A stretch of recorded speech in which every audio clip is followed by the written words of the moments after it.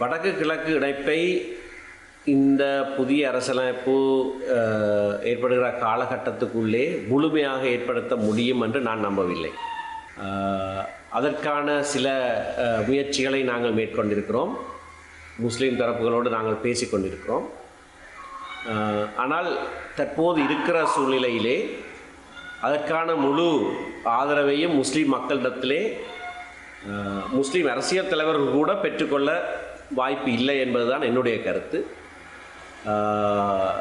துரதிர்ஷ்டவசமாக போர்க்காலங்களிலே தமிழ் மக்களுக்கும் முஸ்லீம் மக்களுக்கும் இடையிலான இடைவெளி அதிகரித்திருக்கிறது.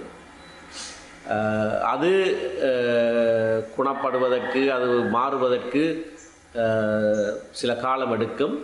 தற்போது கிழக்கு மாகாண சபையிலே நாங்கள் ஒன்றாக சேர்ந்து ஸ்ரீலங்கா முஸ்லீம் காங்கிரஸும் நாங்களும் இணைந்து ஆட்சி புரிவது ஓரளவுக்கு அந்த நம்பிக்கையை மீளப்பெறுவதற்கு உதவியாக இருந்து வருகிறது.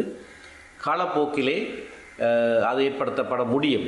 அந்த குறைந்திருக்கிற நம்பிக்கை இரு மக்கள் மத்தியிலும் ஏற்படுத்த முடியும் என்கின்ற நம்பிக்கை எனக்கு இருக்கிறது.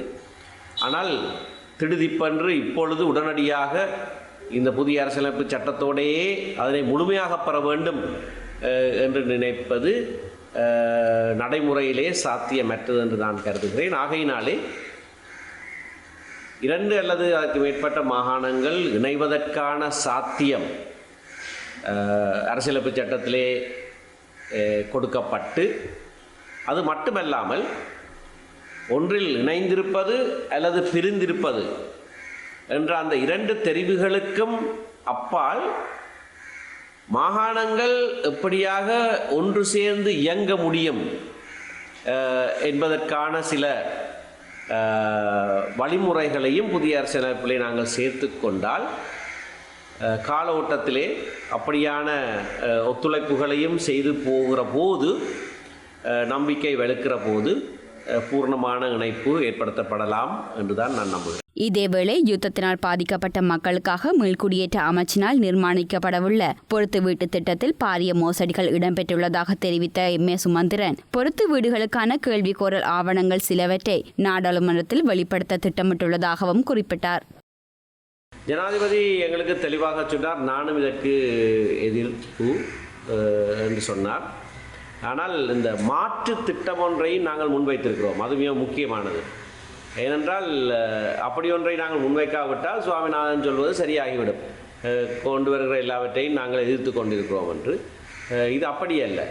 அரசாங்கத்துக்கு குறைவான செலவிலேயே கூடுதல் எண்ணிக்கையான கல்வீடுகள் கட்டுவதற்கு உள்ளூர் வங்கிகளுடைய தெளிவான பிரேரணையை நாங்கள் முன்வைத்திருக்கிறோம். ஆகையினாலே அவர் அதற்கு இனி சாட்டு போக்கு சொல்ல வழியில்லை. அப்படி இருந்தாலும் அவர் அதை சொல்லி கொண்டிருக்கிறார். ஏன் அப்படி சொல்லுகிறார் என்று சிந்திக்க தலைப்பட்டால் மோசமான பதில்கள் தான் மனதுக்குள்ளே வருகிறது. இந்த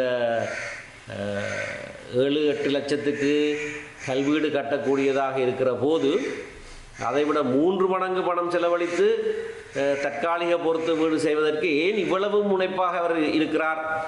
அதுவும் ஒரு குறித்த நிறுவனத்துக்கு தான் அதை கொடுப்பேன் என்று அவர் ஒற்றைக்காலிலே நிற்கிறார் என்பதிலே பல கேள்விகள் எழுந்திருக்கின்றன. அவருடைய அமைச்சு விவாதம் 6ஆம் தேதி வருகிற போது நாங்கள் அது சம்பந்தமான அந்த கேள்வி கோரல் சம்பந்தமான சில விடயங்களை வெளிப்படையாக பாராளுமன்றத்திலே சமர்ப்பிக்க இருக்கிறோம்.